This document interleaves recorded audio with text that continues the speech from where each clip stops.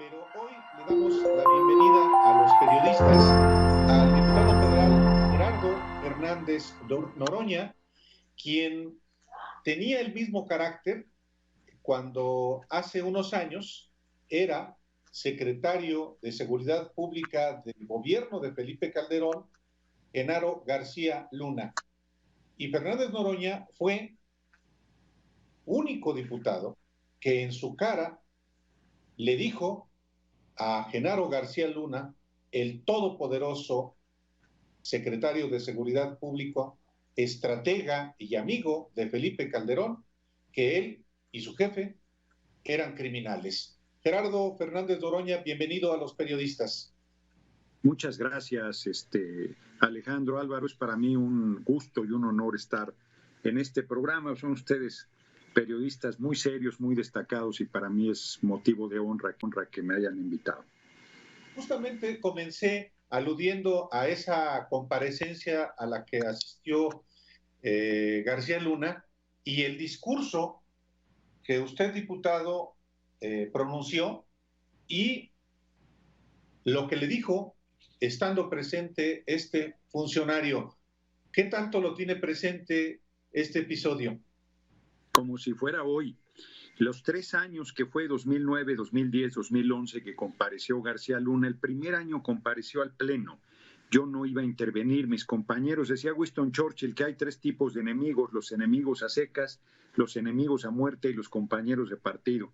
Y mis compañeros estaban celosos porque yo había tenido una presencia muy destacada en las comparecencias que eran ante el Pleno, esto es, ante los 500 diputados y diputadas, y yo me comprometí a no intervenir en la intervención de García Luna. No haré la anécdota completa, es una historia larga, pero te diré que yo sí no iba a intervenir, estaba en la mesa directiva, y cuando vi que no se cumplían los acuerdos que habíamos tomado y que el secretario del gobierno usurpador, García Luna, hablaba a los 10 minutos sin que nadie le interrumpiera ni le dijera nada, me bajé de la mesa directiva y enfrente de él le grité a todo pulmón en el Pleno: eres un asesino.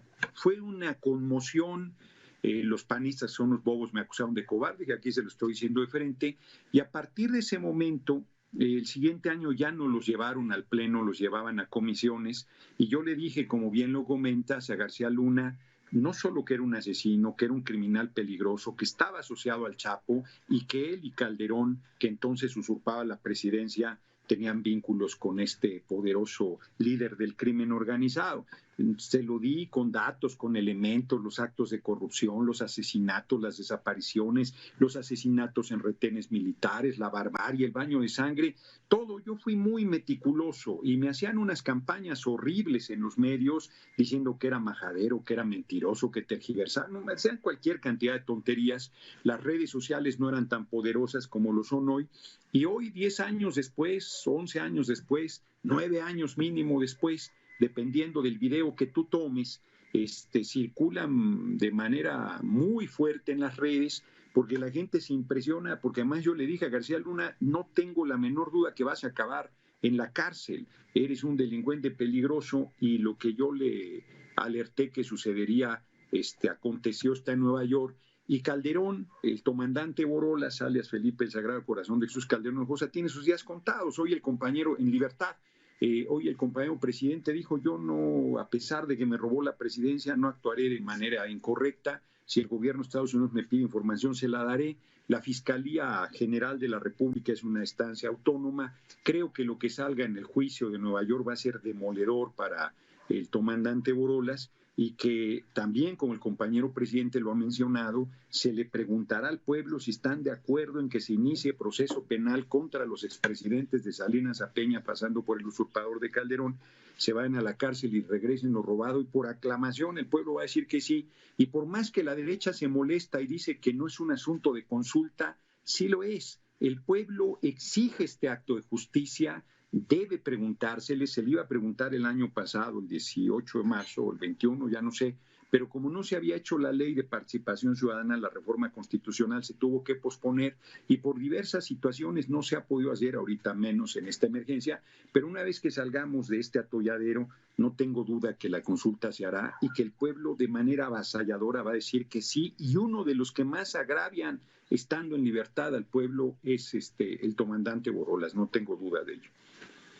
Usted le menciona, yo recuerdo mucho esa comparecencia suya en comisiones, porque usted le menciona, entre otras cosas, le habla sobre los asesinatos, es una comparecencia que hay que volver a ver, porque pues es una lectura con datos muy larga que le hace usted, y entre otras cosas también le menciona el tema del enriquecimiento ilícito.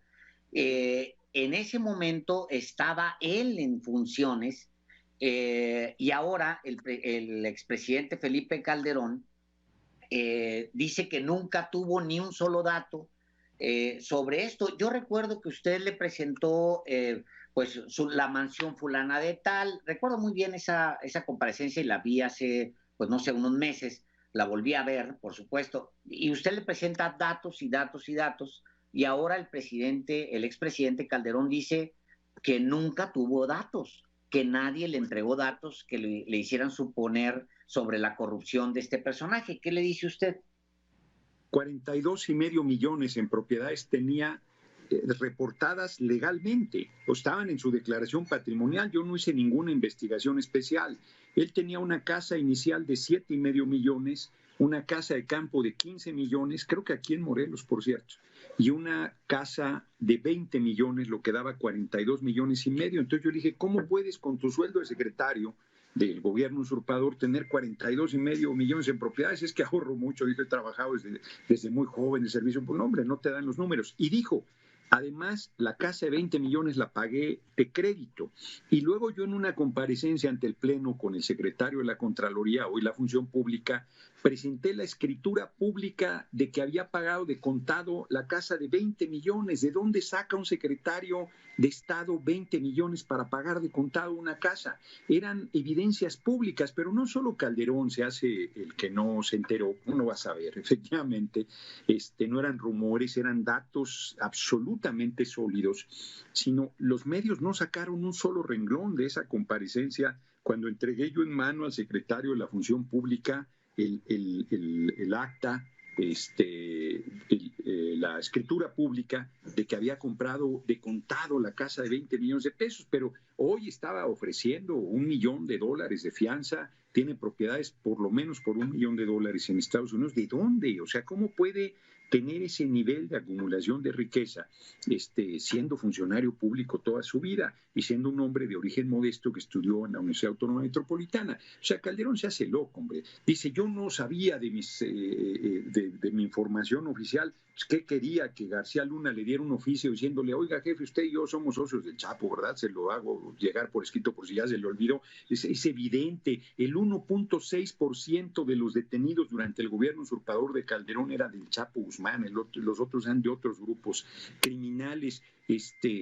Bueno, han salido evidencias adicionales que yo no conozco, pero lo que yo sí documenté, que presenté, como bien dices, en las comparecencias, que no se lo mandé decir, se lo dije de frente, todo el tiempo fue de manera contundente. Y había gente que me decía, estás loco, cabrón, o sea, ¿cómo se te ocurre decirle asesino? Pues es que es un asesino, por eso, ¿cómo se te ocurre? Es un tipo peligrosísimo. Todo el mundo en la Cámara sabía, era un secreto a voces. Siempre hubo periodistas, mujeres y hombres, que sacaron notas, que dieron a conocer, que se jugaban el físico. La más destacada, Anabel Hernández, porque además hizo el libro de los señores del narco, que yo le di una difusión bárbara. Se lo regalé por lo menos a 300 diputados, se lo di a García Luna en su mano, saqué datos de ese en varias comparecencias y cierro la anécdota.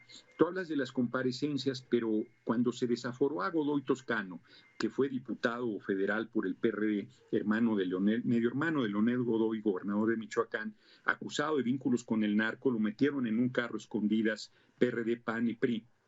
Y luego con la presión de los medios nos obligaron a desaforarlo. Yo me opuse.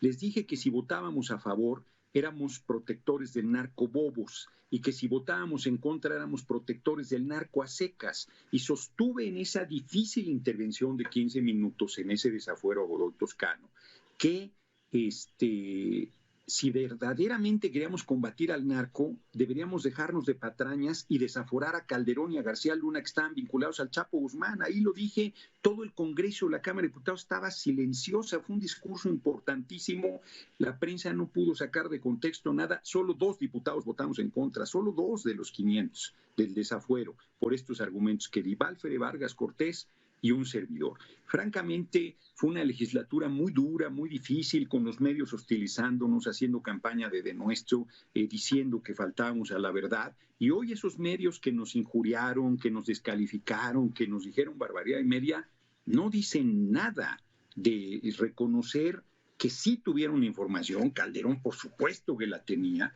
y que fueron cómplices, de ocultamiento, no por omisión, de franco ocultamiento de toda la información que mucha gente, no solo Anabel Hernández dio de manera destacada, pero muchos periodistas y mucha gente se jugó el físico para decir lo que estaba sucediendo. En el caso de Genaro García Luna, bueno, ya está preso en Estados Unidos. Si no hay juicio, tiene que pactar con el Departamento de Justicia de Estados Unidos, diputado, pero hay alguien que tiene una mayor responsabilidad.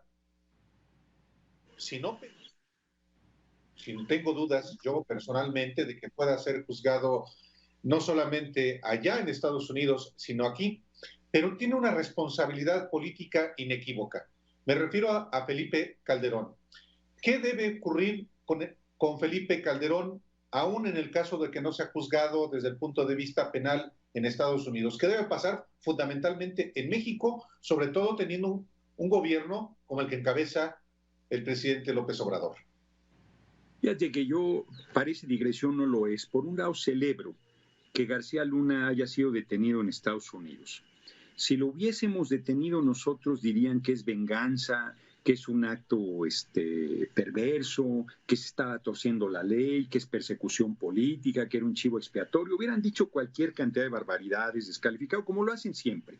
El que sea el gobierno de Estados Unidos el que lo detenga y presente todas las pruebas de sus vínculos con el crimen organizado, pues le da una solidez indiscutible. Nadie va a decir que Donald Trump o que la justicia estadounidense nos está ayudando a nosotros. O sea, eso es un despropósito. Nadie se atrevería a decir semejante barbaridad. En la misma línea de reflexión, yo veo muy difícil, no creo que el gobierno de Estados Unidos se atreva a juzgar a un expresidente de otro país por vínculos con el narco, no sé si llegue tan lejos, ¿no? Hace de manera perversa en el caso de Maduro acusarlo de vínculos con el narco, lo cual es absolutamente falso, pero dudo mucho que se atreviera a irse contra el comandante Borolas alias Felipe el Sagrado Corazón de Jesús Calderón Hinojosa, pero creo que nosotros debemos proceder contra él.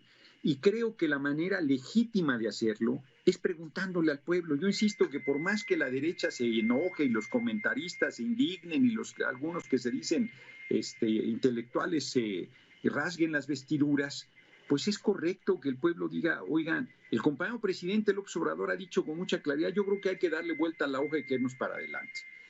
Pero él sabe perfectamente que es un reclamo, pero del corazón del pueblo, de que se inicie proceso penal contra los expresidentes. Esa consulta se va a hacer y alguien que la gente va a pedir, yo creo que todos, pero por aclamación, si alguien es verdaderamente odiado por el pueblo, es el comandante Borolas. Yo francamente, de veras creo que sus días en libertad están contados. Yo no creo que pase de este año que él pierda su libertad. Le van a ser respetados sus derechos, no tengo duda tampoco, porque nosotros no somos ni perversos, ni malignos, ni vengativos, ni nada parecido. Es un acto elemental de justicia que él se vaya a la cárcel porque él hizo un daño bárbaro al país. El tipo es un criminal peligroso, disocia, hombre, o sea, con una tranquilidad que te dice, no, el país creció al 4.5% durante mi usurpación, con una tranquilidad que dice, yo no sabía nada de García Luna, tan tranquilo que dice, no, si no hubo muertos en mi gobierno, yo no, o sea, les decía daños colaterales, yo les preguntaba a los funcionarios de su gobierno si cuando mataban niños o niñas eran daños colaterales menores, a la señora Dávila que perdió en Lomas de Salvarcar a sus 2 hijos de de 16 y 14 años, ella de frente le dijo: señor presidente, si sus hijos los hubieran asesinado, los buscaría a los responsables debajo de las piedras, le pido justicia. No la volvió a dejar entrar a un solo evento al que él fue en Ciudad Juárez, Chihuahua. Es un tipo, ¿no?, de represor, terrible, infame, con una voracidad de poder de enferma, que quiere usar a su esposa para regresar a la presidencia, pero sobre todo los crímenes que ha cometido están a la vista de todo el mundo, hombre.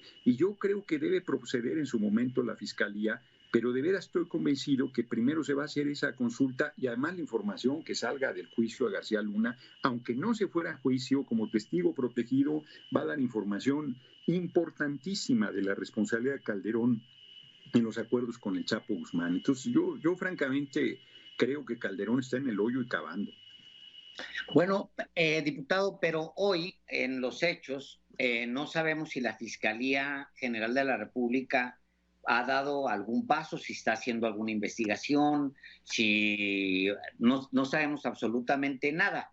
Le pregunto hasta con cierta curiosidad, ¿por dónde pueden agarrar a Felipe Calderón, seguirle un proceso que obviamente, siendo muy político, siendo un expresidente, tenga transparencia y que se conduzca en todo el marco de la ley, de tal forma que nunca exista una sola duda, como existió en el pasado, de que se actuó políticamente en su contra? Porque si el presidente no quiere, es decir, si él ha estado dándole largas al asunto de la consulta que estaba programada para el año pasado, pero a la vez la Fiscalía General de la República no tenemos un solo dato que nos diga que va caminando hacia allá, ¿por dónde podría ser que saliera que Felipe Calderón